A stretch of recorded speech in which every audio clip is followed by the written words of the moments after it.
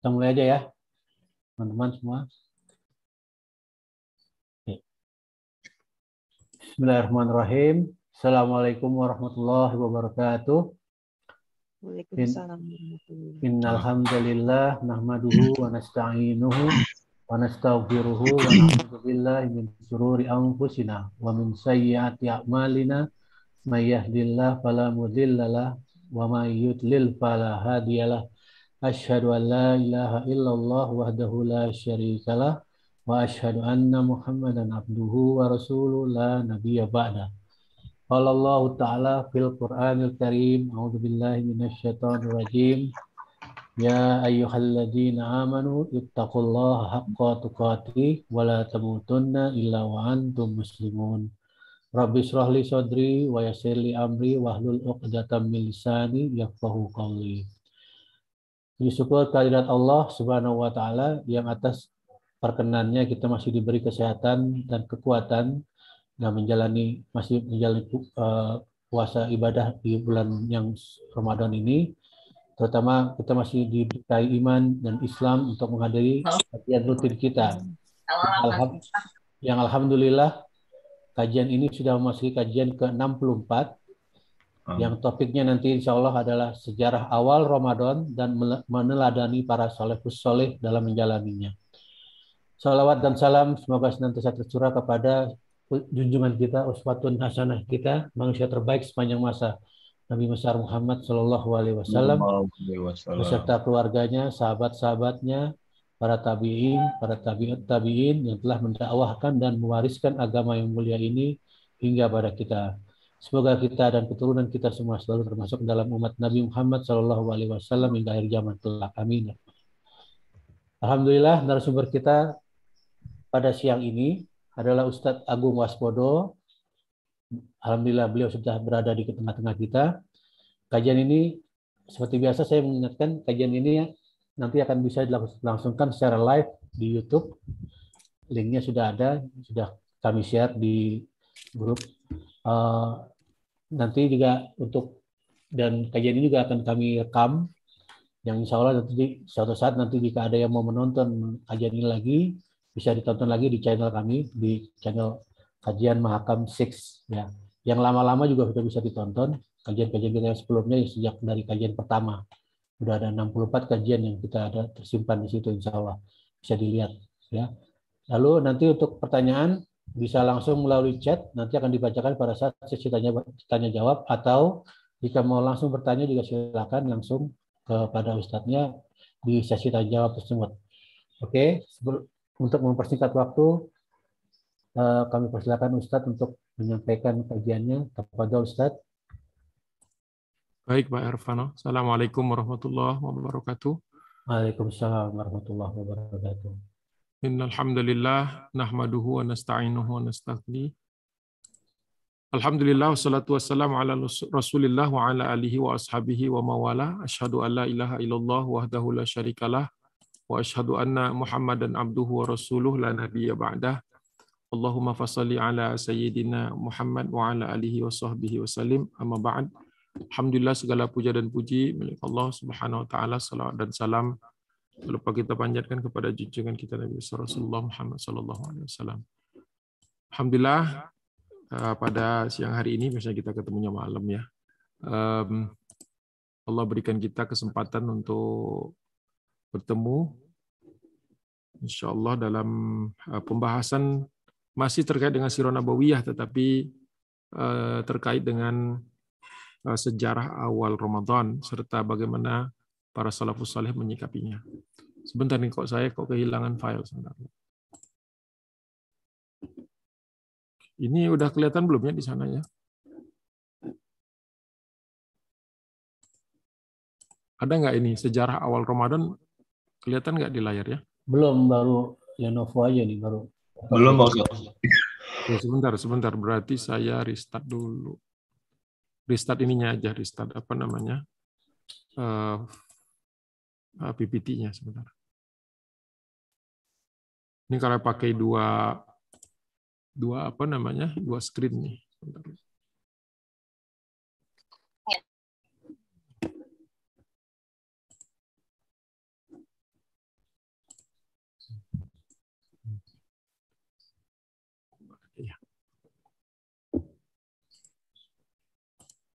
It's basic.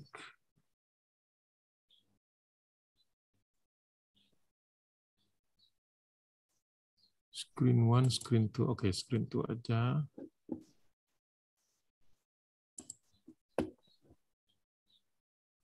Ini udah kelihatan belum sekarang? Belum, Ustaz. Belum juga. Oh. Ini? Ya, ini udah. Baik, insyaallah. Ada ini. Bismillah. Biasanya di settingnya kedua ke layar nomor 1 ini keluarnya. Baik. Ini sudah kelihatan full screen ya? Ya, ya. Baiklah. Bismillahirrahmanirrahim. Terkait dengan perintah puasa ini, turun beberapa ayat. Pertama kali adalah surah Al-Baqarah ayat 183. A'udzubillahi minasyaitonirrajim. Bismillahirrahmanirrahim.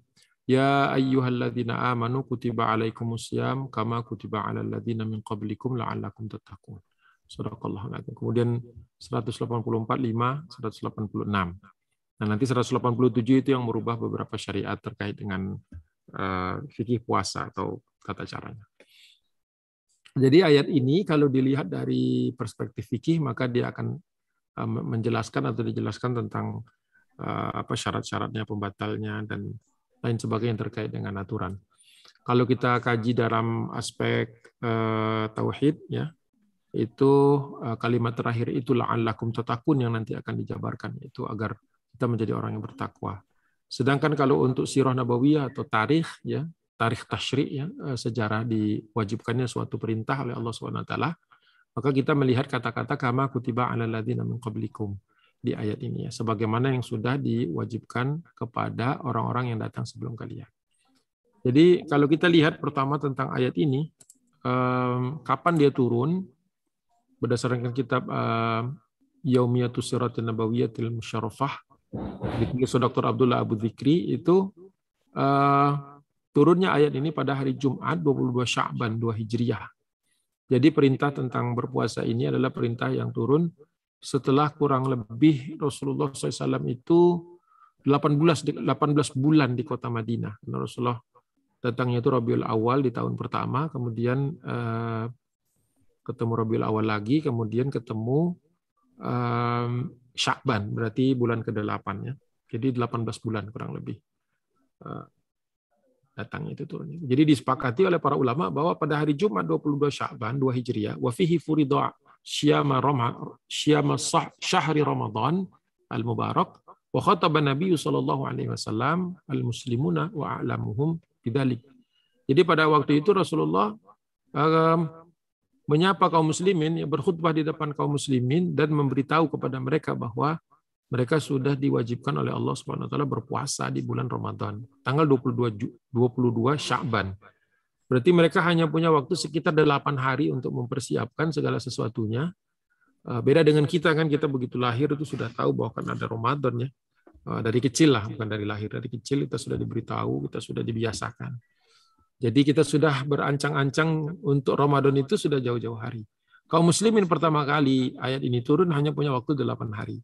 Jadi doa-doa yang kita sering kenal seperti doa Nabi, Allahumma barik lana fi Rajab wa Sya'ban wa balikna Ramadan. Ya Allah, berkailah kami di bulan Rajab dan Sya'ban dan sampaikanlah kami kepada bulan Ramadan ini. Ini adalah doa-doa yang Rasulullah ajarkan setelah kaum muslimin melewati Ramadan pertama. Karena untuk Rajab mereka belum tahu akan ada puasa sebulan penuh di bulan Ramadan. Bahkan di bulan Sya'ban ini sendiri sudah hampir habis. Bulan tersebut baru tahu. Jadi sudah di penghujung Sya'ban. Jadi kaum muslimin memiliki waktu yang terbatas untuk mempersiapkannya.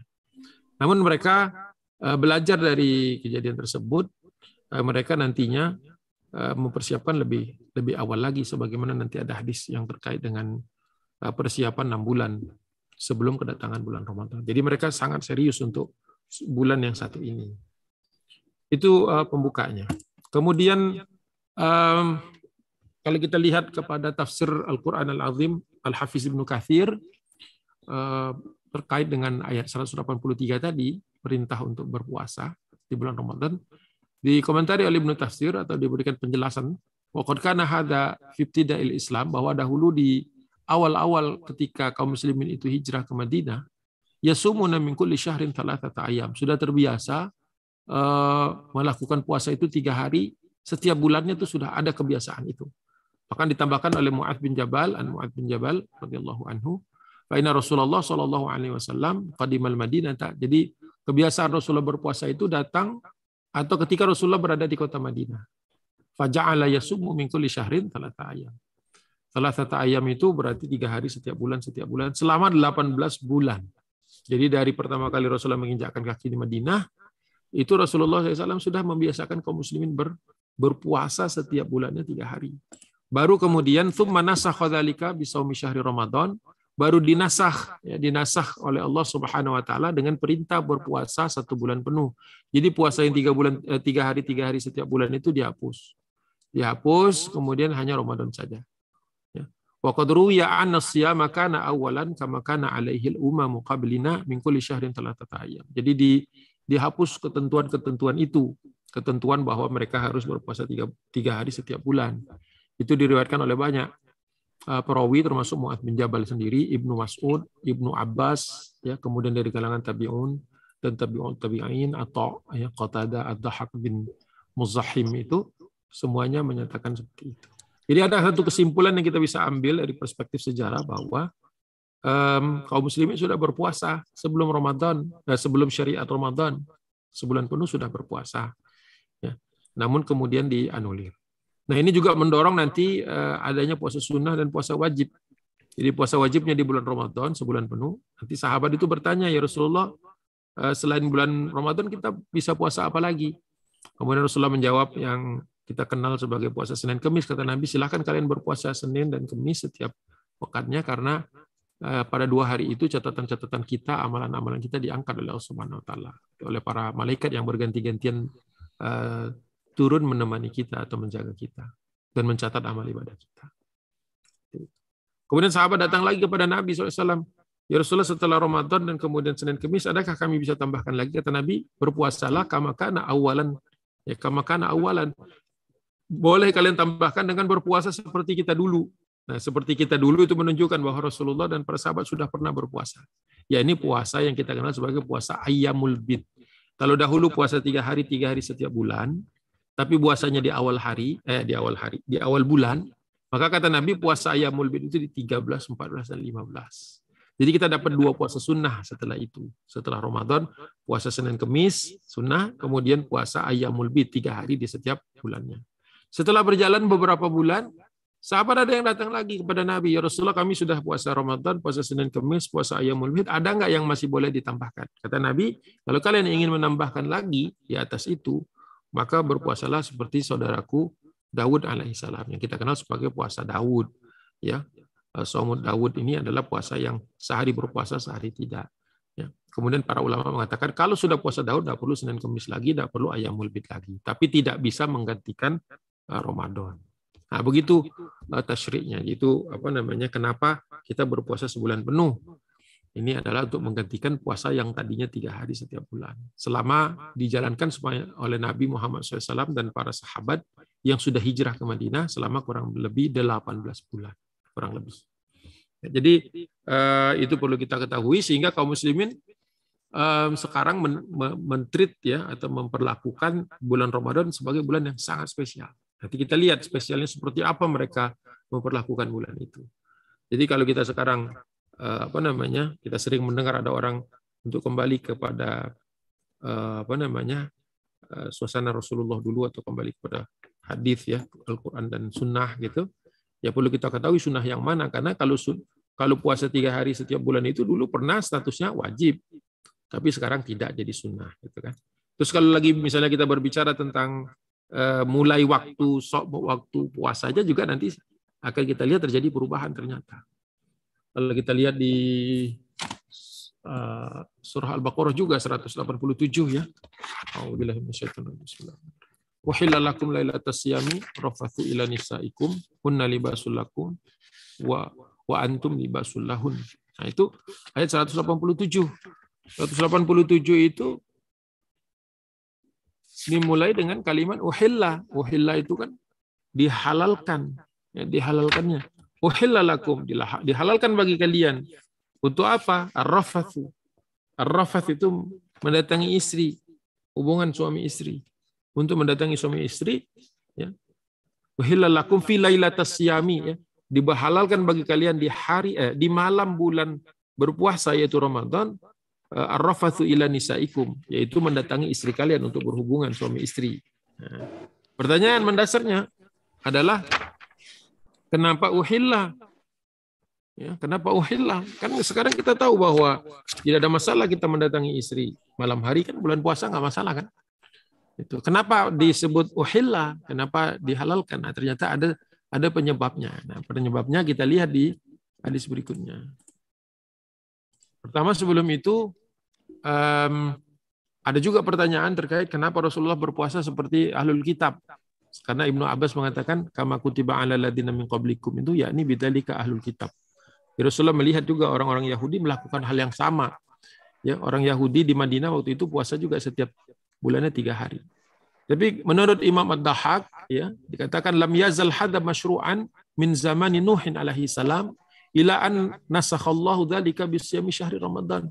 Tapi Rasulullah bukan ngikutin ahlul kitab itu, tapi mengikuti tradisinya Nabi Nuh alaihi salam. Nabi Nuh kita tahu urutan nabi ketiga setelah Adam dan Idris alaihi salatu wassalam.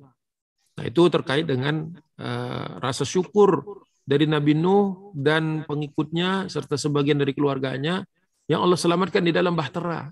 Ketika hujan berturut-turut beberapa minggu itu turun hujan dan kemudian dari dalam perut bumi keluar air yang banyak sehingga penuhlah bumi ini dengan air. Sehingga kapal ini kemudian menjadi tempat bahtera yang menyelamatkan umat manusia. Jadi setelah semua proses itu selesai, air hujan tidak turun lagi, kemudian air dalam tanah tidak keluar lagi, kemudian air itu surut seperti sekarang ini, maka kapal itu juga turun. Nah, ketika turun orang-orang bisa keluar, binatang-binatang keluar. Nah, salah satu bentuk kesyukuran kepada kejadian itu dan diselamatkannya mereka dari kehancuran dan kematian adalah mereka berpuasa. Jadi hikmah dari puasa itu secara sejarah merupakan bentuk orang bersyukur, bentuk dulu kaum muslimin umat Islam di zaman Nabi Nuh bersyukur bahwa mereka selamat dari azab Allah Subhanahu wa taala. Nah, itu yang perlu kita ketahui. Kemudian terkait dengan waktunya tadi, kita bisa mengambil dari hadis Ibnu Umar, ya, Abu Ja'far Ar-Razi dari Ibnu Umar radhiyallahu anhuma. Ibnu Umar itu anaknya Umar bin Khattab, Abdullah bin Umar atau Ibnu Umar. Kutiba alaihim idza shalla ahaduhumul atamata wa nama. Jadi ketika dulu kaum muslimin diwajibkan atas mereka untuk berpuasa, ya, itu waktunya adalah mulai ketika mereka selesai atau ketika mau memulai salat al-atamah. Salat yang kita kenal sebagai salat ba'da isya, salat isya, ya. Salat isya wa nama atau orang yang tertidur jadi tidak isya tepat waktu. Maka setelah salat isya itu atau ba'da isya itu hurima alaihim ta'ama wa syaraba wa nisaa ila mithliha. Ya. Barulah kemudian mereka ini diharamkan atau tidak diperbolehkan lagi makan, minum dan mendekati istri. Jadi puasanya itu ba'da isya mulainya. Jadi makanya di zaman awal di tahun pertama itu tidak dikenal sahur. Tidak dikenal sahur awalnya. Ya, ada yang mengatakan cuma setengah bulan saja dari Ramadan, setengahnya lagi sudah sempurna. Tapi ada yang mengatakan sampai selesai. Jadi ada waktu yang sangat pendek. Jadi antara berbuka puasa itu maghrib, masuknya waktu lail, masuknya waktu di mana siang berganti menjadi malam. Kemudian mulai puasanya adalah ba'dal atamah. Atamah itu isya. Ya, jadi setelah sholat isya, berarti breaknya sebentar sekali, hanya 1 jam kurang lebih. Ya, antara maghrib dengan isya kan 1 jam lewat sedikit. Mereka sudah berpuasa. Nah, dari mana kita tahu ini benar apa enggak puasanya seperti ini? Ya benar di awal karena belum turun ayat 187 tadi. Karena 187 tadi nanti yang menghalalkan orang bertemu suami istri berhubungan di malam hari dan orang yang mau makan dan minum setelah itu. Nah, apa yang menyebabkan ini? Apa yang menyebabkan perubahan ini? Yang termuat di ayat 187 itu. Ada 2 kejadian. Kejadian yang pertama itu terkait dengan Qais bin Surmah al-Ansari. Ada seorang sahabat Nabi dari kalangan kaum Ansor. Jadi wa in Qaisu ibnu Surmatin al-Ansari kana shaiman. Qais bin Surmah sedang berpuasa atau lagi menjalankan puasa Ramadan. Wa kana yaumuhu dzaka ya'malu fi ardihi.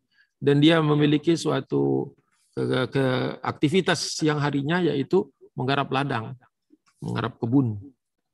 Falamma hadaral iftar, ketika masuk waktu berbuka puasa, yakni maghrib, ya, ata imra'atahu faqala hal indaki ta'am.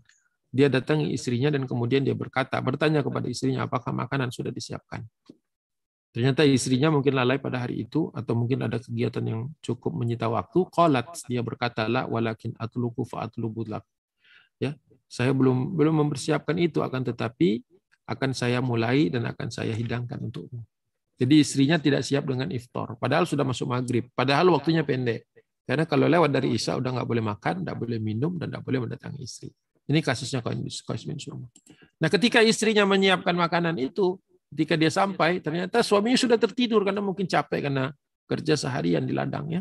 Harusnya segera makan supaya energinya kembali.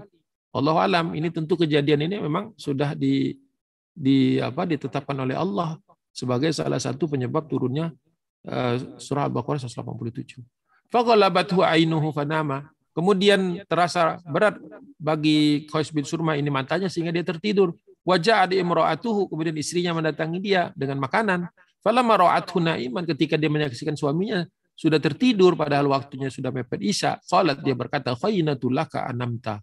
Dengan tidur ini engkau kehilangan waktu atau celaka, engkau tidak bisa makan padahal makannya sudah siap, tapi karena kau tertidur dan waktunya sudah lewat pula. Jadi Qais bin Surmah memulai puasa hari berikutnya dalam keadaan tidak berbuka atau belum sempat berbuka atau sudah sedikit berbuka, Allahu a'lam. Falamman tasafan nahar, kemudian sampai setengah hari besoknya, wusya alaihi, dia pingsan. Fadzukira dzalika linabi, bukan Qais bin Surmah yang mendatangi Nabi, tapi orang lain melaporkannya. Fadzukira dzalika linabi sallallahu alaihi wasallam, lapor kepada Nabi, kemudian Rasulullah berdoa. Nah, doa itulah Rasulullah, ya Allah, ada umatku yang seperti ini kejadiannya. Jadi dia bekerja di ladang, kemudian dia tidak sempat makan, tahu-tahu sudah masuk waktunya. Ya, ampunilah dia, berikanlah kekuatan padanya. Panazalat hadhil ayat. Turun ayat bagian dari surah Al-Baqarah 187 tadi. Wa kulu washrabu hatta yatabayyana lakumul khaytul abyadu minal khaytil aswadi minal fajri. Nah, ini yang kemudian kita kenal sebagai awal pertama kalinya perubahan batas awal berpuasa, yaitu makanlah dan minumlah, kata Allah Subhanahu wa taala di dalam firman-Nya, ya, makan dan minumlah sampai jelas bagi kalian, hatta yatabayyana lakum, sampai kau bisa membedakan antara khaytul abyad, benang putih, minal khaytil aswad, dengan benang hitam. Nah, waktu orang-orang membawa benang putih dan benang hitam keluar, jadi mengangkat benang itu terus melihatnya dengan latar belakang langit di pagi hari itu, menjelang fajar itu, itulah tanda-tanda kalau sudah bisa dibedakan, tanda-tanda mulai berpuasa. Makanya ditambahkan lagi minal fajri, yaitu masuknya waktu fajar. Nah, ini perubahan. Jadi kalau seandainya puasanya seperti kita sekarang langsung, itu pada subuh, ya, atau mulai dengan masuknya waktu subuh, maka sebenarnya Qais bin Surmah tidak perlu kecapean tidur dan tidak sempat makan.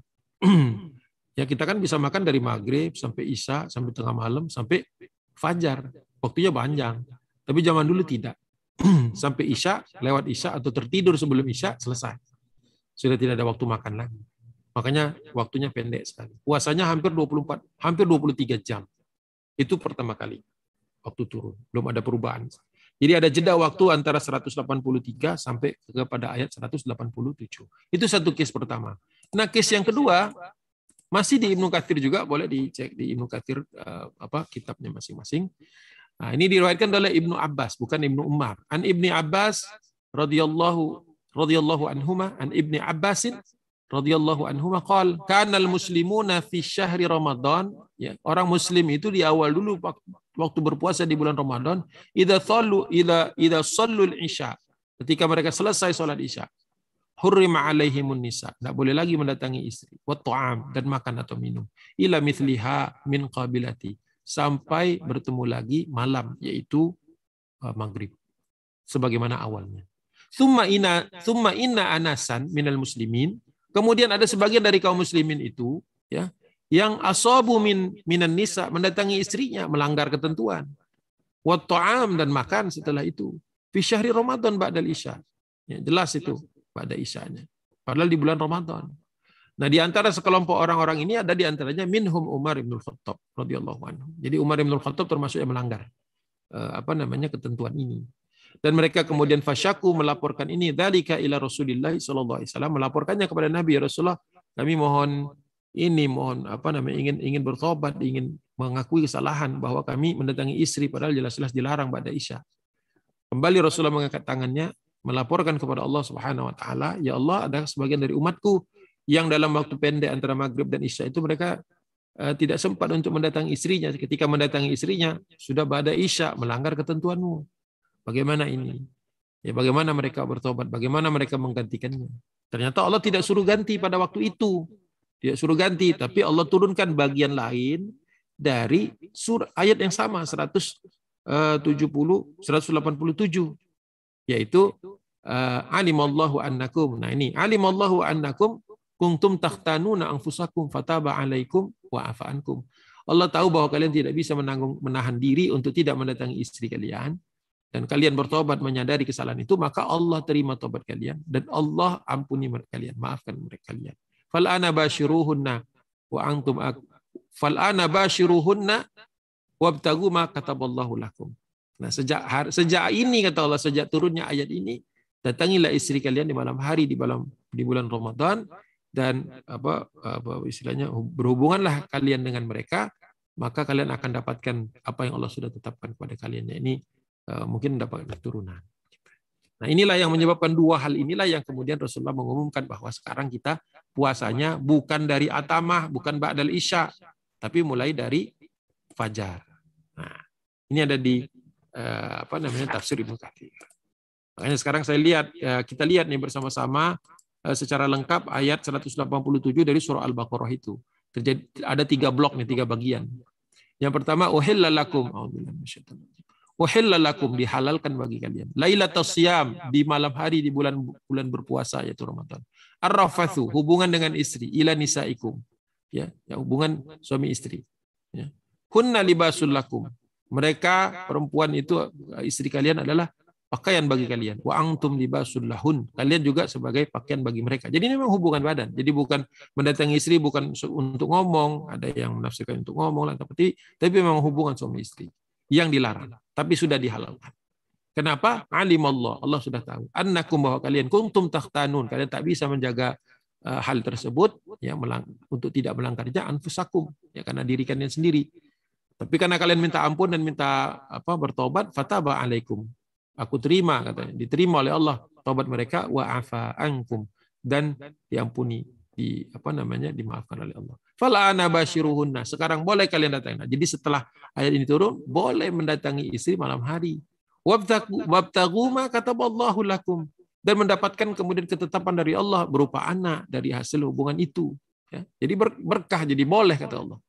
Nah, kemudian itu untuk menjawab pertanyaan-pertanyaan terkait dengan pelanggaran tadi, yang salah seorang diantaranya adalah Umar bin Khattab. Nah, terkait dengan Qais bin Surma yang nggak sempat makan, wa kulu washrabu hatta yatabayyana lakumul khaytul abyadu minal khaytil aswadi minal fajri tsumma atimus siyama ilal lail. Boleh makan, boleh minum sampai jelas perbedaan antara benang putih dan benang hitam, yaitu waktu fajar. Setelah itu kalian menyempurnakan puasa ilal lail, sampai maghrib. Satu-satunya pelarangan mendatangi istri di malam hari di bulan Ramadan hanyalah wala tubashiruhunna wa antum akifuna fil masajid, ketika kalian akifu, ya, i'tikaf. Jadi kata Allah Subhanahu wa taala, jangan datangi istri kalau kalian sedang i'tikaf malam hari di bulan Ramadan. Ya, nah, selesai itu untuk perbedaan pergeseran waktu mulainya berpuasa. Tilka hududullah. Inilah ketetapan Allah yang baru. Fala taqrabuha, jangan lagi dilanggar. Jadi, yang tadinya sebelum-sebelumnya diampuni, dimaafkan oleh Allah Subhanahu wa taala. Kadzalika yubayyinullah ayatihi lin-nasi la'allahum yattaqun. Inilah cara Allah menjelaskan kepada kalian, kepada manusia, ayat-ayatnya, la'allahum yattaqun. Sama tujuannya. Kenapa perubahan-perubahan ini? Tujuannya agar kalian bertakwa. Nah, itu perbedaannya. Nah, karena diundurkan ke fajar, maka kemudian ada sahur. Ya, nah, nanti pembahasan sahur saya jelaskan nanti insyaallah sebentar lagi. Nah, bagaimana persiapannya?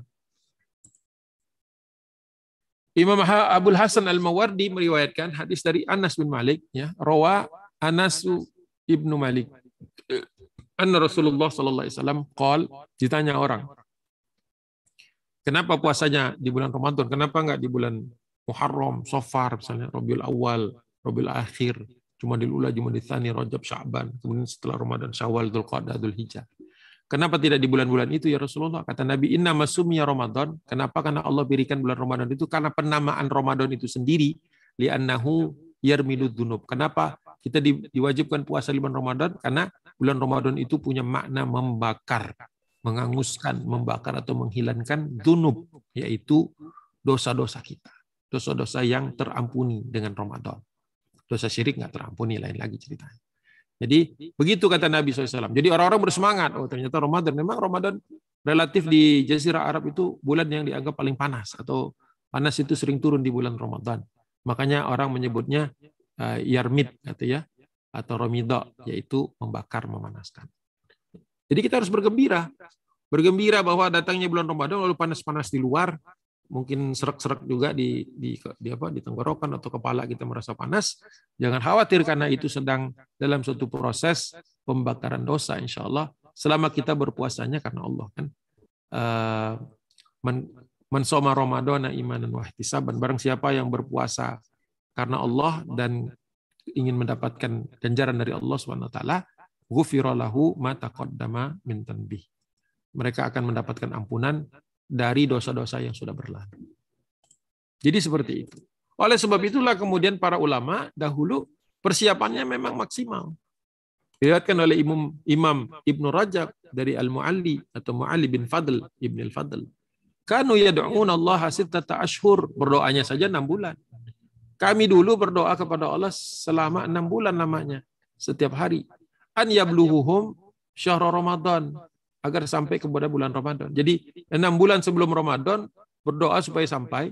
5 bulan setelah Ramadan, total 12. 5 bulan setelah Ramadan berdoa. Tsumma yad'una sittata ashhur an yataqabbalahu minhum. Jadi 6 itu termasuk Ramadan. Jadi sebelum datangnya Ramadan 6 bulan berdoa agar sampai. Setelah masuk Ramadan sampai dengan bulan ke 5 bulan tambahan atau 6 bulan setengah tahun berikutnya berdoa agar amal ibadahnya diterima Allah. Jadi tidak ada di zaman itu, di zaman para sahabat, kemudian zaman tabi'un, kemudian zaman tabi'in, ya, 3 generasi salafus saleh itu memang selama 1 tahun itu mereka berotasi menunggu atau mendoakan Ramadan. Ya, jadi nggak perlu diingatkan lagi kalau sekarang ini kita kan diingetin gitu. 100 hari lagi Ramadan gitu. Sekian hari lagi Ramadan gitu ya. Ya nggak apa-apa, bagus supaya kita nggak lupa. Tapi sebenarnya harusnya kita kalau mengikuti salafus saleh 5 bulan setelah Ramadan dan selama Ramadan itu sendiri berdoa agar ya Allah terimalah amal ibadah kami. Allahumma innaka taqabbal minna salatana wa siyamana wa qiyamana wa ruku'ana wa sujudana wa tamim takfirana ya rabbal alamin. 5 bulan tuh termasuk Ramadannya jadi 6. Nah, setelah masuk apa tuh? Batas 6 bulan tuh bulan apa? Ramadan bulan ke-9 kurang 6 berarti bulan ke-3. Berarti dari Rabiul Awal. Dari Rabiul Awal sampai Rabiul Akhir, Jumadil Ula, Jumadil Tsani, Rajab, Sya'ban, itu 6 bulan tuh sebelum Ramadan. Itu doa supaya sampai. Sekaligus kata Imam Ibnu Rajab bahwa mereka mempersiapkan bekal berupa apa? Harta. Jadi persiapannya bukan spiritual saja, tapi juga persiapan material. Karena mereka itu adalah para pekerja, bukan pekerja, mereka itu pedagang ya, pedagang dan petani. Jadi mereka menyisihkan selama 6 bulan dari Rabiul Awal sampai dengan Sya'ban, menyisihkan supaya nanti di Ramadan mereka tidak terlalu bekerja dengan berat. Tetap bekerja ya, yang namanya kebun kan tetap harus dipelihara, tapi tidak seharian, istilahnya tidak menghabiskan waktu. Supaya nanti siang harinya mereka bisa berpuasa, dan kemudian malam harinya tidak ngantuk, tidak capek untuk beribadah. Terutama menghidupkan malam-malamnya dengan berbagai macam ibadah. Yang utamanya adalah sholat. Jadi seperti itu. Ini sikap yang harus kita miliki, supaya kita nggak diinget-ingetin orang lagi, ingat nggak, ini sebentar lagi puasa. Nggak. Kita sudah tahu, ini sudah bulan kesekian. Jadi kita juga konsekuensinya menghafal bulan, membiasakan menggunakan bulan Hijriyah atau bulan Qamariyah. Itu kadang-kadang kita suka lupa kan ya. Tanya orang ini tanggal berapa? Kalau Januari Februarinya hafal, tapi kalau ini bulan apa ya gitu. Itu nggak biasa. Kenapa? Karena tidak terbiasa kita menghitung mundur dari Ramadan. Dulu kaum muslimin belajar tentang alam, belajar tentang musim, belajar tentang astronomi dan sebagainya untuk memastikan ini bulan-bulan sudah sesuai datangnya. Jadi mereka belajar ilmu alam itu ya dalam rangka beribadah, tetap dalam rangka beribadah. Jadi tidak sekuler mereka pandangannya. Nah, memulainya dengan gembira, ya, jadi memulainya tidak dengan berat. Ya, karena Rasulullah sendiri di dalam hadis yang diriwayatkan oleh Abi Hurairah radhiyallahu anhu, qala Nabi sallallahu alaihi wasallam, atakum Ramadhanu syahrun mubarak, bahwa yang telah datang kepada kalian bulan Ramadan, bulan penuh berkah. Ya tadi dikatakan kan berkah terus. Ya, masalah berkah ini esensi sekali. Seorang yang tidak memahami berkah, maka hidupnya ini ya kayak ngejar-ngejar dunia nggak habis-habis. Kalau kita ngejar berkah itu, mungkin kita tidak perlu terlalu ngoyo dengan dunia ini. Yang sebatas memang yang sudah Allah tetapkan, insya Allah kita maksimal di situ. Kata Nabi, faradallahu azza wa jalla alaikum siyamuhu. Yang paling penting, yang paling diperintahkan itu pada bulan Ramadan adalah berpuasa. Ditambah lagi ya, dengan perkataan Nabi SAW, wa qiyamuhu fil laili, ya fi lailihi, di malam harinya kalian berdiri, ya, salat, ya, menyampaikan rasa terima kasih kita kepada Allah Subhanahu wa taala. Itu saja, sebulan penuh saja itu. Yuftihu fihi abu-abu sama, dan di bulan ini spesial kata Nabi karena dibukakan pintu-pintu langit, itu pintu-pintu surga. Jadi orang termotivasi untuk berpuasa, untuk biasanya yang Senin Kemis saja sedikit. Yang Ayyamul Bid sedikit. Kenapa di bulan Ramadan 30 hari penuh kurang lebih atau kurang nggak mungkin lebih ya, 29-30. Kenapa di bulan Ramadan itu orang berpuasa tuh hampir semuanya. Ya walaupun ada yang meninggalkan juga akhirnya gitu. Tapi sebagian besar orang berpuasa. Itu karena Allah bukakan pintu surga. Jadi tarikan kita untuk kembali ke dunia asli kita bukan penduduk bumi kan, sementara aja di bumi ini. Kemudian juga kebaikan-kebaikan itu lebih mudah. Orang yang tidak biasa baca Quran jadi baca Quran. Bahkan orang yang tidak biasa mengkhatamkan dalam 1 bulan mengkhatamkan. Bahkan berkali-kali. Itu karena dibuka pintu langit. Pada saat yang sama, wa tughliqu fihi abwaabul jahim. Allah tutup pintu neraka jahanam. Jadi dorongan untuk melakukan maksiat itu berkurang. Makanya jarang kita temukan orang bermaksiat di bulan Ramadan. Kalau sampai dia masih bermaksiat juga berarti dia udah kebangetan itu. Apalagi di sini disebutkan wa tughallu fihi maradatus syayatin. Bahkan belenggu setan itu sudah dibelenggu, bukan tangannya tapi seluruh badannya itu, ya semua kemampuan dia untuk menggoda manusia, menggelincirkan manusia. Kan dia salah satu sumpahnya ketika diusir oleh Allah Subhanahu wa taala dari jannah, ya itu adalah dia bersumpah akan menggoda, merayu, membujuk, menjerumuskan seluruh anak-anak Nabi Adam agar masuk ke dalam neraka jahanam bersama dia. Nah, di bulan ini kemampuan dia itu Allah tangguhkan atau Allah tahan. Jadi kalau kita mau melihat siapa diri kita sebenarnya, ya dilihatnya di bulan Ramadan. Sesemangat apa kita beribadah, atau sehati-hati apa kita menghindari maksiat, itu di bulan Ramadan. Itulah kejujuran bulan ya. Bulan itu membuat kita mengetahui siapa diri kita. Kenapa? Tidak bisa nyalahin setan lagi. Bahkan neraka jahanam sendiri ditutup sementara waktu. Jadi tarikan-tarikan untuk ke sana hilang. Kemudian Rasulullah tambahkan lagi bonusnya, lillahi fihi lailatun khairun min alfi syahrin. Demi Allah di dalamnya itu ada sebuah lailatun, ada sebuah malam yang khairun min alfi syahrin. Ya, kalau kalian bisa temukan, kalian bisa dapatkan, kalian usahakan, maka beribadah di malam hari itu nilainya seperti 1000 bulan lebih. Ya. Namun sayangnya kita tidak berusaha. Makanya Rasulullah mengatakan man hurima khairaha, barang siapa yang terhalang dari mendapatkannya, mendapatkan kebaikannya, mendapatkan manfaatnya, maka faqad hurima, ya sudah mereka sendiri yang bikin ulah, mereka sendiri yang menghalangi diri. Jadi kita nggak bisa nyalain siapa-siapa kalau kita tidak melakukan perencanaan. Ya, yang merencanakan aja kadang-kadang nggak dapat, susah dapetinnya. Kenapa? Siang harinya mungkin capek, jika malam harinya jadinya tertidur. Udah siap-siap di masjid, udah bawa Quran dan sebagainya, nyender ketiduran. Ya. Padahal seharusnya malam itu dilewati dengan memperbanyak ibadah. Tapi ya apa boleh buat, orang kantor, misalnya orang kerja kasar dan sebagainya, jadi nggak dapat. Ya mudah-mudahan mereka mendapatkan pahala beribadah dalam bentuk bekerja mencari nafkahnya, insya Allah. Asal niatnya benar. Tapi jangan sampai nanti kerjanya juga niatnya bukan untuk apa-apa, bukan karena Allah, kemudian nggak juga ngejar ibadah-ibadah malam. Jadi tetap. Jadi apa yang tidak bisa kita dapatkan secara maksimal, kalau Rasulullah kan itikafnya sehari semalam. Mungkin kita nggak bisa sehari semalam karena harus ke kantor dan sebagainya, urusan ini, urusan itu. Ya udah paling enggak malamnya saja. Masih nggak bisa dapat 1 malam penuh, ya udah sepertiga terakhirnya aja. Nggak bisa dapat juga sepertiga, ya usahalah gitu. Ya kan? Kata Nabi, carilah di malam Ramadan, ada yang nyarinya 1 bulan penuh. Carilah di 10 malam terakhir, ada yang nyarinya di 10 malam terakhir aja. Ada kata Nabi di malam-malam ganjil di akhir Ramadan, ada yang carinya di situ aja. Ada yang Rasul sampai udahlah 25 aja sama 27 aja gitu. Nah, ada yang carinya begitu. Tapi kalau yang terhalang ini, man hurima khairaha faqad hurima, ini adalah orang yang benar-benar nggak nyari. Jadi naudzubillah, jangan sampai kita termasuk orang yang usaha pun tidak, niat pun tidak. Ya kalau niat aja enggak, apa boleh buat ya. Maka ini pastinya berat. Nah, terkait dengan sahur tadi, kan Rasulullah karena puasanya tidak lagi dari atama, tapi di bulan di jam ketika menjelang sahur, menjelang fajar ya, menjelang fajar, sehingga ada sahur. Maka Anas bin Malik bertanya kepada Zaid bin Sabit, karena pernah beberapa kali bersahur bersama Nabi. Ditanya pada Zaid, jarak antara Rasulullah sahur dengan subuh itu, jadi yang kita kenal sebagai imsak itu, menahan dirinya berapa lama itu setelah makan dan minum, persiapan mengambil berkahnya sahur, kemudian mulai berhentinya itu kapan? Apakah mentok sampai menjelang azan atau sebelum itu?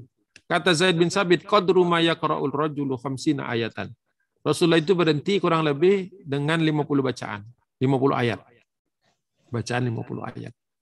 Nah, ditanyakan lagi di zaman Imam Nawawi. Imam Nawawi kemudian menjelaskan, ayat yang dipilih itu adalah ayat mutawassitan, ayat-ayat yang pertengahan, la tawilatan, bukan ayat yang panjang-panjang seperti di Al-Baqarah, Ali Imran gitu ya, An-Nisa gitu ya. Bukan itu, bukan yang panjang-panjang itu, tapi yang sedang-sedang. Wala tawilatan, la tawilatan wala qasiratan. Bukan yang panjang-panjang ayatnya, tapi juga bukan juz amma, yang pendek-pendek. La sari'atan, dan membacanya juga Rasulullah tidak terburu-buru ya. Dan juga wala bati'atan, dan tidak juga yang terlalu pelan, kayak misalnya Bismillahirrahmanirrahim, alhamdulillahirabbil alamin, arrahmanirrahim, maliki yaumiddin, iyyaka na'budu wa iyyaka nasta'in, shiratal mustaqim, shiratal ladzina an'amta 'alaihim ghairil maghdubi 'alaihim waladdallin, amin. Nah, itu yang syariatan, terlalu cepat. Tapi tidak juga yang Bismillahirrahmanirrahim. Enggak juga yang batiatan seperti itu, yang sedang. Jadi ya Bismillahirrahmanirrahim, yang sedang, yang tengah, kata Imam Nawawi. Jadi ayatnya pun bukan yang tawilah, tapi juga yang bukan yang qasirah. Bacanya juga bukan syariah dan bukan batiah, tengah-tengah. Nah, itu kalau sekarang itu kurang lebih, kalau kita sekarang mungkin sekitar 10 menit lah bacaan Quran, atau kurang lebih 1/4 juz kalau yang biasa pakai Quran Utsmani itu. Jadi ini cara kita memaknai dan mempersiapkan diri kita. Ingat tadi 6 bulan, 5 bulan ya, dan kemudian juga senantiasa berdoa. Jangan sampai kita ini begitu yakin bahwa amal ibadah kita pasti diterima Allah. Padahal dulu para sahabat, orang-orang yang dijamin masuk surga, itu 5 bulan setelah Ramadan masih aja doa, ya Allah terimalah doa kami dari Ramadan itu, terimalah amal ibadah kami di bulan Ramadan, seperti itu. Kita lewat Idul Fitri aja udah lupa kadang-kadang.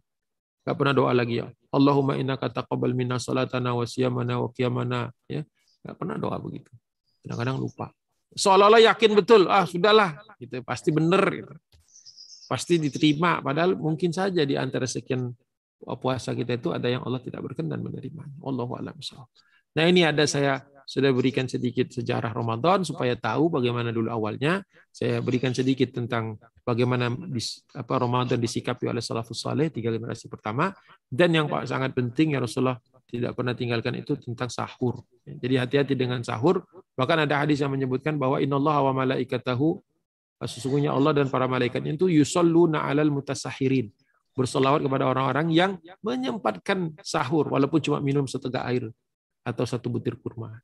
Allah suka dengan orang yang mengambil momen itu untuk mempersiapkan diri, menunjukkan kehambaannya kepada Allah SWT. Wallahu a'lam bishawab. Mudah-mudahan apa yang sedikit di siang hari ini, panas-panas, ngantuk-ngantuk pastinya ya, perjuangan kita untuk menghadapi kantuk dan lain sebagainya, mudah-mudahan ini dinilai juga oleh Allah SWT sebagai amal ibadah di bulan Ramadan. Mudah-mudahan dilipat gandakan. Mudah-mudahan kita semua diberkahi oleh Allah SWT. Billahi taufiq wal hidayah. Assalamualaikum warahmatullahi wabarakatuh. Waalaikumsalam warahmatullahi wabarakatuh. Alhamdulillah tadi sudah disampaikan untuk kajiannya. Sekarang kita masuk ke sesi tanya jawab. Ini udah ada satu orang yang bertanya, Ustaz. Bangga, silakan. Assalamualaikum Ustaz. Waalaikumsalam. Ana dengan Akh Syarif Darmawan. Barakallahu fiikum Ustaz. Waalaikumsalam. Bagaimana sikap Rasul dan para sahabat menyikapi ada umat yang tidak berpuasa saat Ramadan, baik saat daulat Islam sudah tegak di Madinah saat itu, ataupun saat Islam sudah menyebar ke negeri-negeri yang di luar Jazirah Arab seperti di Syam, Baghdad, atau Persia, dan sebagainya.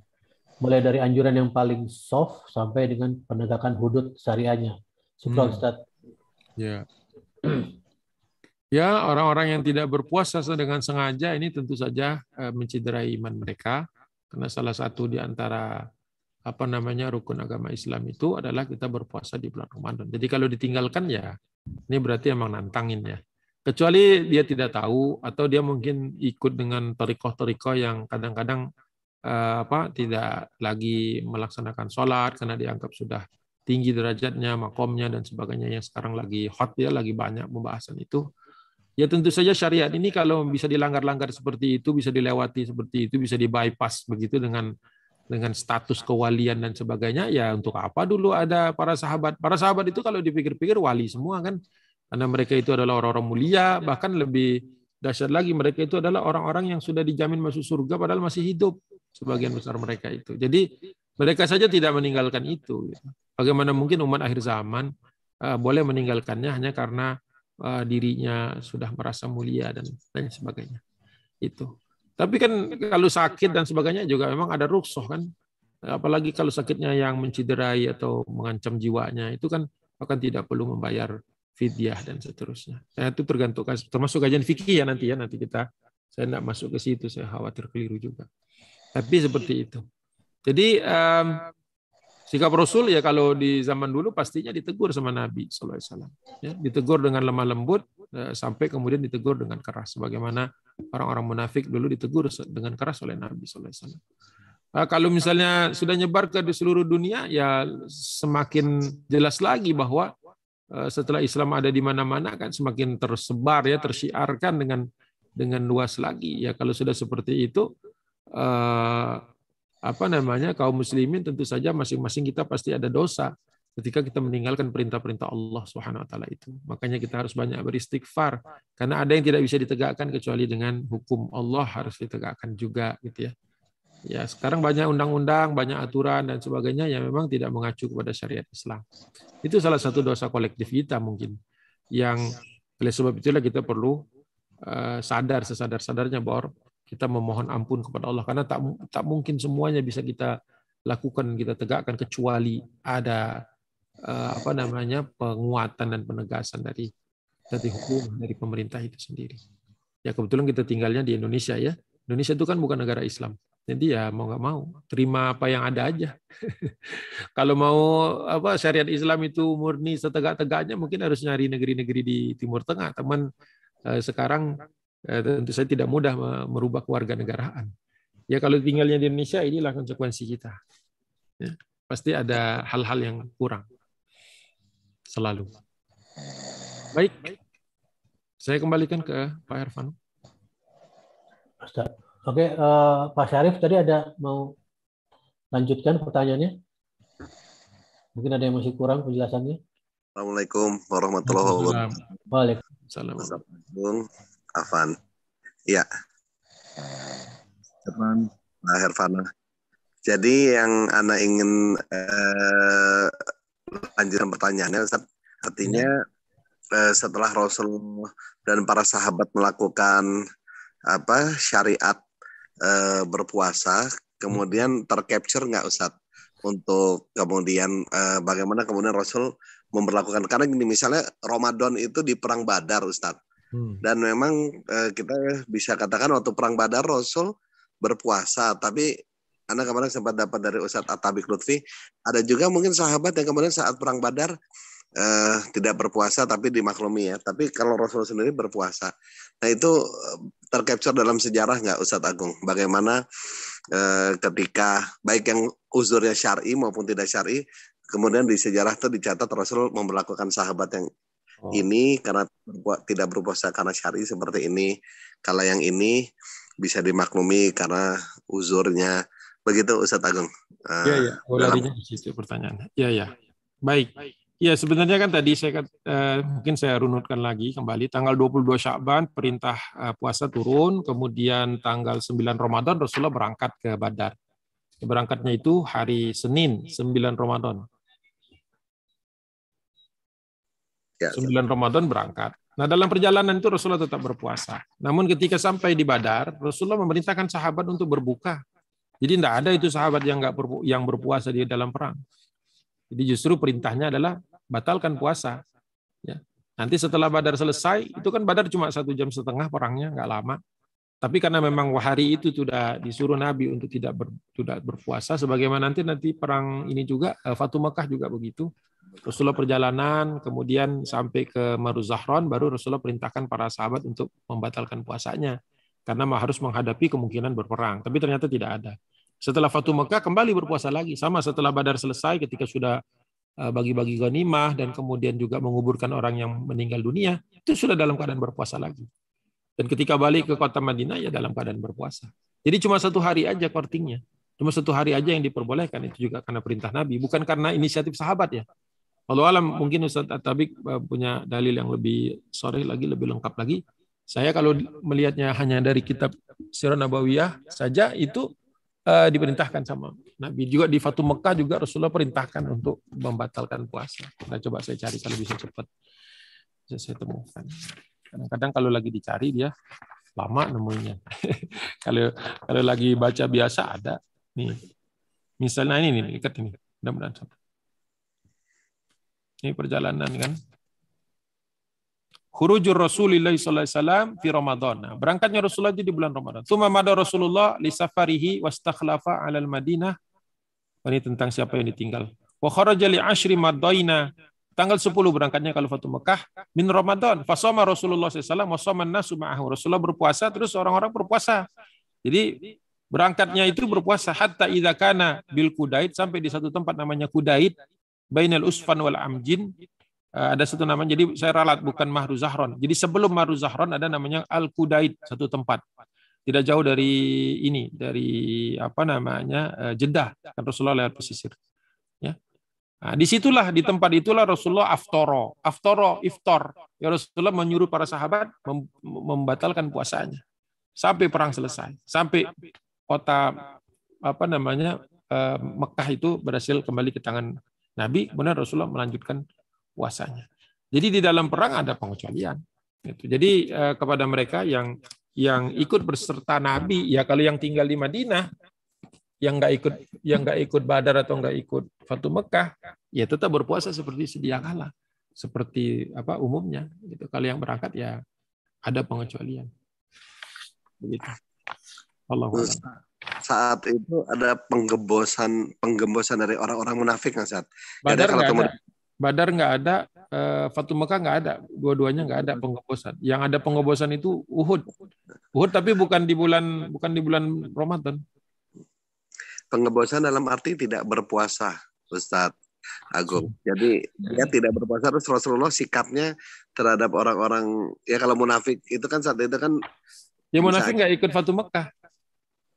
Nggak, dalam keadaan di luar perang, Ustadz. Dalam dia keadaan di luar perang. Tidak berpuasa saat Ramadan jatuh, lalu gimana sikap Rasul? Saya belum ketemu itu dalam sejarah nggak? Iya, artinya saya tidak ketemu. Okay. Ini tadi kan pertanyaannya pertama di perang ya, kok berubah sekarang pertanyaannya? Jadi ini maksudnya kalau di perang gimana, di luar perang gimana gitu? Oh begitu. Ya kalau di dalam perang kan sudah dimaklumkan, semuanya disuruh puasa dalam perjalanan, setelah perang, menjelang perang buka puasa, itu jelas kalau dalam perang. Nah kalau dalam keseharian orang yang tidak berpuasa di kota Madinah itu, kalau dia sembunyi-sembunyi nggak ada yang tahu. Kalau dia sembunyi-sembunyi nggak ada yang tahu. Yang terbuka hampir tidak tercatat di dalam sejarah.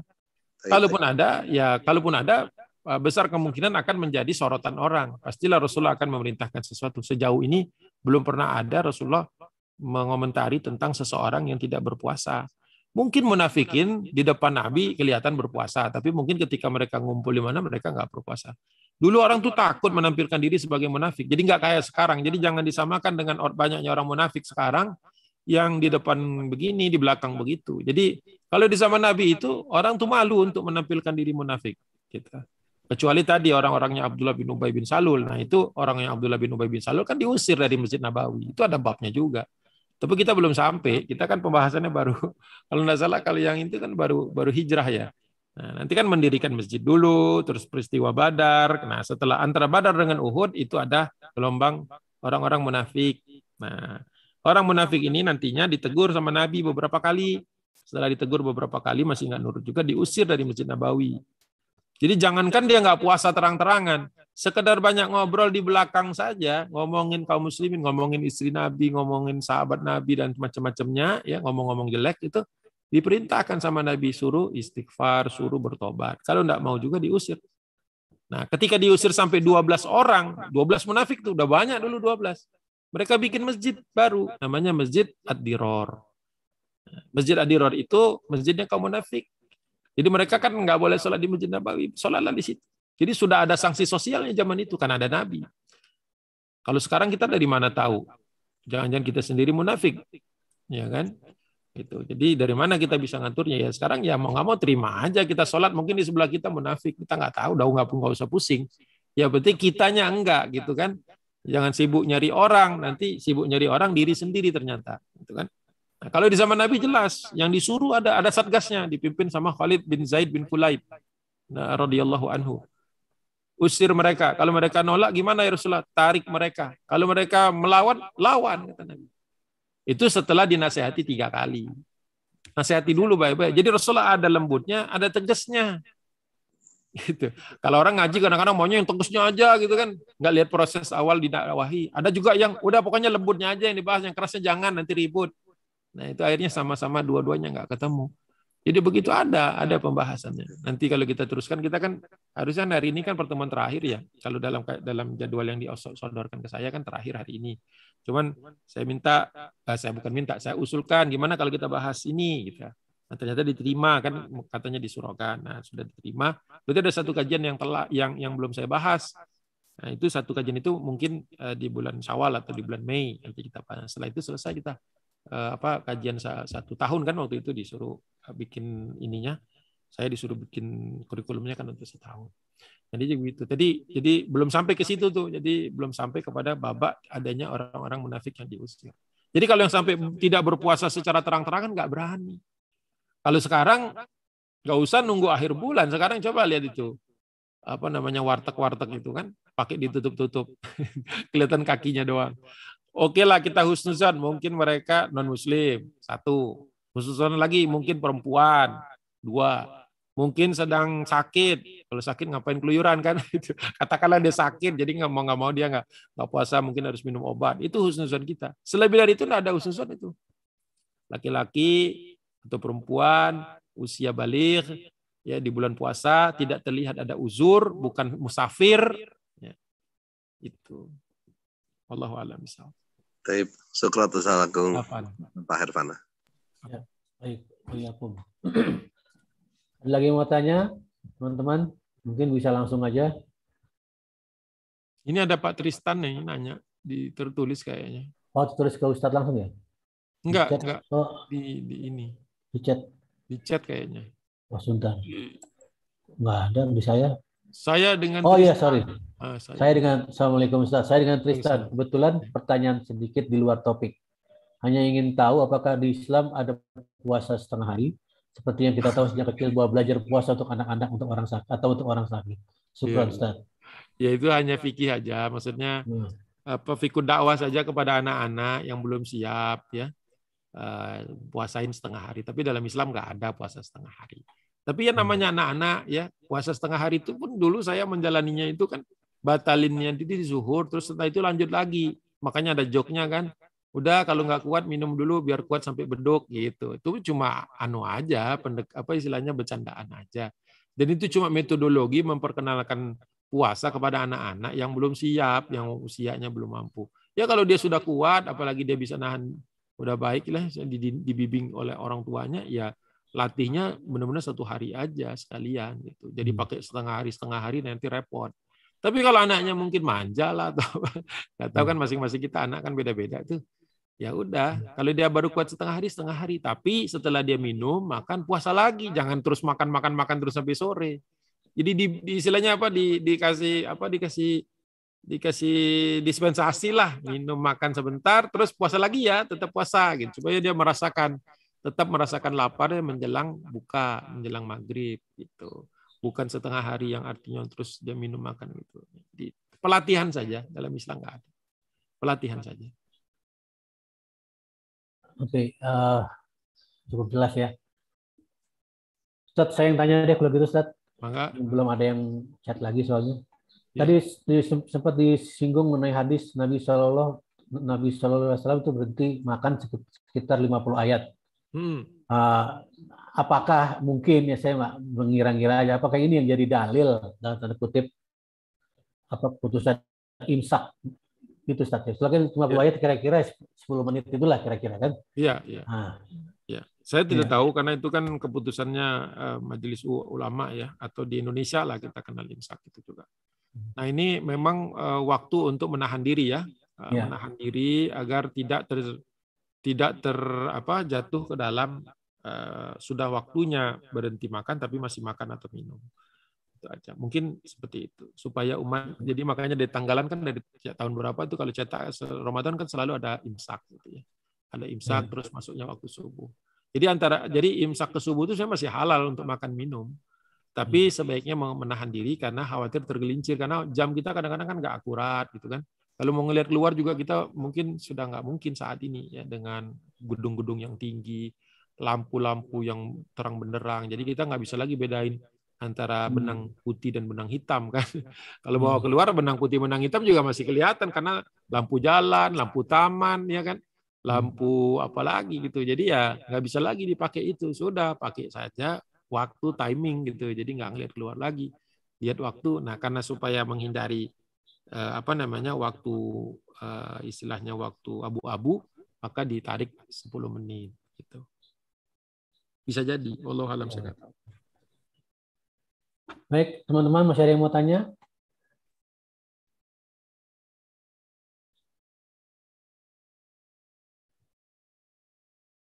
Kalau nggak ada, kita tutup aja, Ustadz ya. Baik. Kalau misalnya sudah tidak ada, sudah cukup puas dengan kajiannya kali ini, alhamdulillah. Baik, Ustadz, mungkin kita bisa tutup dengan didoa dulu, mungkin untuk kemudahan kita dalam menjalankan ibadah puasa dan yang lainnya selama bulan Ramadan ini, yang mudah-mudahan bisa menjadikan kita manusia yang jauh lebih baik setelah Ramadan nanti. Tafadhol, Ustaz. Baik, bismillahirrahmanirrahim. Alhamdulillahirabbil alamin, hamdan na'imin, hamdan syakirin, hamdan tayyiban mubarakan katsiran, hamdan yuwafi ni'amahu wa yukafi mazidah. Ya Rabbana lakal hamdu kama yanbaghi li jalalikal karim wa 'azimi sultanik. Wassalatu wassalamu ala asrafil anbiya'i wal mursalin wa ala alihi wa ashabihi ajma'in. Allahumma ighfir lil muslimina wal muslimat wal mu'minina wal mu'minat al ahya minhum wal amwat innaka sami'un qaribun mujibud da'wati ya qadim wa yal hajat. Allahumma ighfir lana wa li walidina warhamhuma kama rabbayana shighara.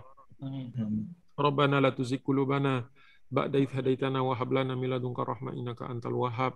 Rabbana zalamna anfusana wa illam taghfir lana wa tarhamna lanakunanna minal khasirin. Allahumma a'inna ala dzikrika wa syukrika wa husni ibadatik. Allahumma inna na'udzubika min jahdil bala wa darkis syaqa wa su'il qada wa syamatatil a'da. Allahumma inna na'udzubika minal barasi wal jununi wal juzami wa min sayyi'il asqam. Allahumma inna nas'aluka salamatan fid din wa afiyatan fil jasadi wa ziyadatan fil ilmi wa barakatan fil rizqi wa taubatan qabla al maut wa rahmatan 'indal maut wa maghfiratan ba'dal maut. Allahumma hawwin 'alaina fi sakaratil maut wan najata minan nar wal afa indal hisab. Allahumma innaka taqabbal du'a. Allahumma innaka taqabbal minna salatana wa siyamana wa qiyamana wa ruku'ana wa sujudana wa tamim takfirana ya rabbal alamin. Da'wahum fiha subhanakallahumma wa tahiyyatuhum fiha salam wa akhiru da'wahum alhamdulillahi rabbil alamin. Jadi saya mohon maaf kalau ada kekurangan kesalahan.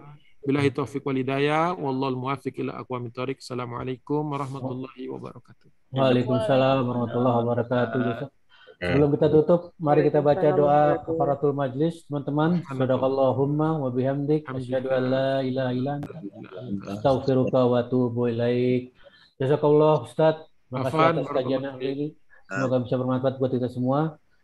Amin ya rabbal alamin. Amin ya Allah. Assalamualaikum warahmatullahi wabarakatuh. Waalaikumsalam Waalaikumsalam warahmatullahi warahmatullahi wabarakatuh. wabarakatuh. Amin. Izin ya.